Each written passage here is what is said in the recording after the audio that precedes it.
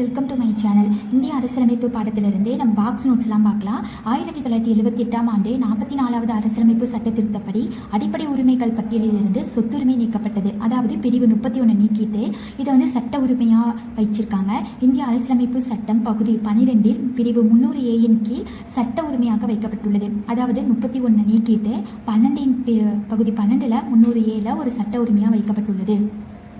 Next பெரும் முதலாளிகளிடமிருந்து வந்த எதிர்ப்பு காரணமாக கிபி 1215 இங்கிலாந்து மன்னர் முதலாம் ஜான் என்பவரால் வெளியிடப்பட்ட உரிமைகள் பட்டியமே மகாசாசனம் எனப்படும். இதுவே குடிமக்களின் அடிப்படை உரிமைகளுடன் தொடர்புடைய முதல் எழுதப்பட்ட ஆவணமாகும்.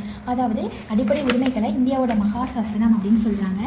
நெக்ஸ்ட் 2002ஆம் ஆண்டு மேற்கொள்ளப்பட்ட 86வது அரசியலமைப்பு சட்ட திருத்தத்தின்படி இந்திய அரசியலமைப்பின் பிரிவு 45 திருத்தப்பட்டு பிரிவு 21A கீழ் தொடக்க கல்வி அடிப்படை உரிமைகளாக சேர்க்கப்பட்டுள்ளது.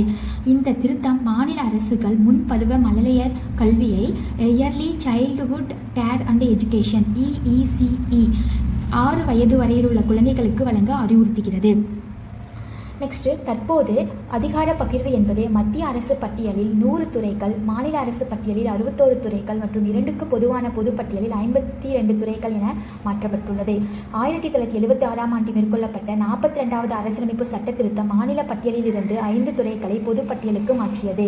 அவை கல்வி, காடுகள், எடைகள் மற்றும் அளவுகள், பறவைகள் மற்றும் வனவிலங்குகள் பாதுகாப்பு மற்றும் உச்சநீதிமன்றம், உயர்நீதிமன்ற அமைப்புகளை தவிர பிற நீதிமன்றங்களிலும் நீதி நிர்வாகம் ஆகியனவாகும். அதாவது இப்போ எவ்வளோ கரண்ட்ல இருக்குன்னா என்னன்னா மத்திய அரசு பட்டியலில் 100 துறைகள், மாநிலத்தில் 61, பொது பட்டியலில் 52 துறைகள். Thank you friends.